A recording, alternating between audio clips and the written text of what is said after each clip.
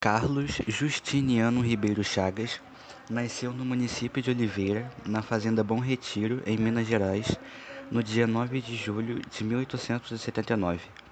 Filho de José Justiniano Chagas e Mariana Cândida Ribeiro de Castro Chagas, o pai de Carlos, que era cafeicultor, morreu quando o garoto tinha 4 anos de idade, deixando a administração do cultivo de café e a criação do garoto e seus 4 irmãos, Maria Rita, José, filho do casal que morreu aos 3 anos de idade, Marieta e Serafim, a responsabilidade da mãe.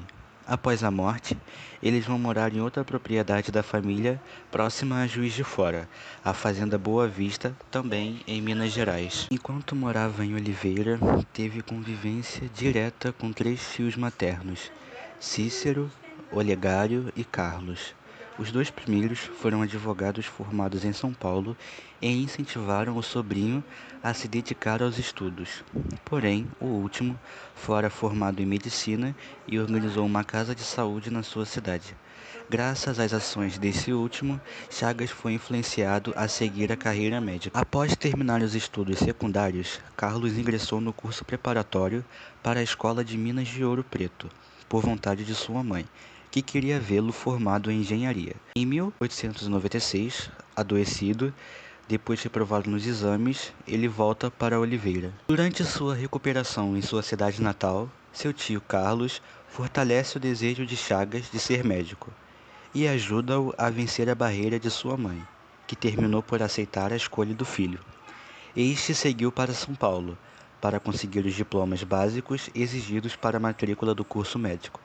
Após obter os diplomas, em fevereiro de 1897, segue para o Rio de Janeiro, buscando entrar na Faculdade de Medicina. Aos 18 anos, passou a cursar a Faculdade de Medicina do Rio de Janeiro, onde o tio médico trabalhava, em abril de 1897.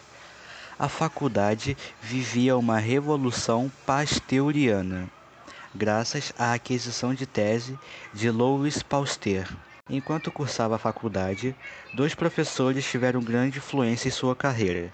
Miguel Couto, que o apresentou às noções e práticas de clínica moderna e com quem teve uma estreita amizade, e Francisco Fajardo, que o colocou no estudo de doenças tropicais, especialmente a malária, e que seria de grande importância para sua futura carreira. Assim, esses 2 professores apresentaram 2 escolhas de caminho para Chagas no seu curso médico, a clínica e a pesquisa científica. Em 1902, conclui o curso e, para elaborar sua tese, pré-requisito do exercício de medicina, dirigiu-se ao Instituto Soroterapêutico Federal na Fazenda de Manguinhos, levando uma carta de representação de Miguel Couto a Oswaldo Cruz, diretor do Instituto, onde teve seu primeiro contato com aquele que viraria seu chefe, grande mestre e amigo. Após ser aceito e orientado por Oswaldo Cruz, Chagas começou a trabalhar no Instituto Soroterápico Federal, que após 1908 passou a se chamar Instituto Oswaldo Cruz, e escolhe o ciclo evolutivo da malária na corrente sanguínea como tema de sua tese. Assim, em março de 1903, estava finalizada a tese Estudo Hematológico do Impaludismo, e em maio do mesmo ano conclui seus estudos. Oswaldo Cruz, que havia assumido simultaneamente a direção de Manguinhos e a diretoria-geral da Saúde Pública, nomeia Chagas como médico do Instituto. Porém, este recusa a nomeação, pois preferiu, em 1904, trabalhar na clínica do Hospital de Jurujuba, em Niterói.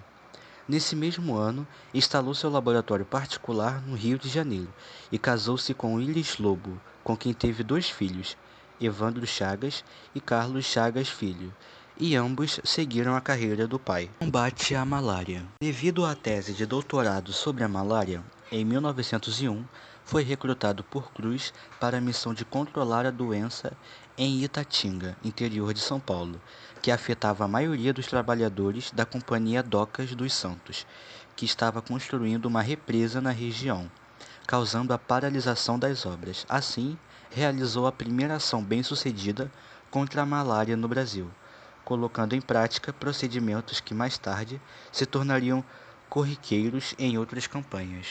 De acordo com ele, para impedir a propagação da doença em regiões em que não haviam ações sistemáticas de saneamento, era necessário concentrar as medidas preventivas nos locais onde viviam os homens e mosquitos infectados com o parasito da malária.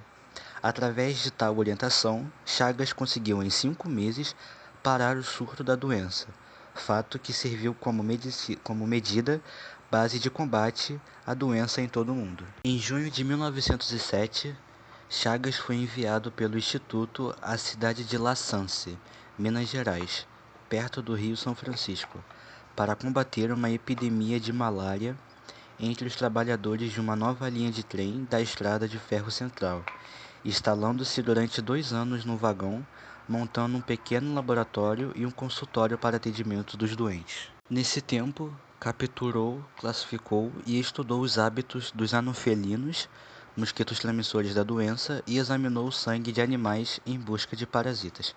Assim, Chagas identificou no sangue de um sagui uma nova espécie de protozoário, ao qual deu o nome de Trypanosoma minacensis. Um engenheiro da ferrovia alertou-o para a infestação de um inseto hemófago nas residências rurais, da espécie Triatoma infestans, conhecida como barbeiro, assim chamado porque suga o sangue das pessoas durante a noite, atacando o rosto delas. Chagas levou alguns deles ao seu laboratório e percebeu que nos intestinos deles havia outros Trypanosoma minacensis já numa fase evoluída. Por La Sance não ter condições para uma pesquisa mais aprofundada, enviou alguns exemplares de barbeiros para Cruz, pedindo que os alimentasse em sanguis. Um mês depois, foi comunicado da presença de tripanossomos no sangue dos animais.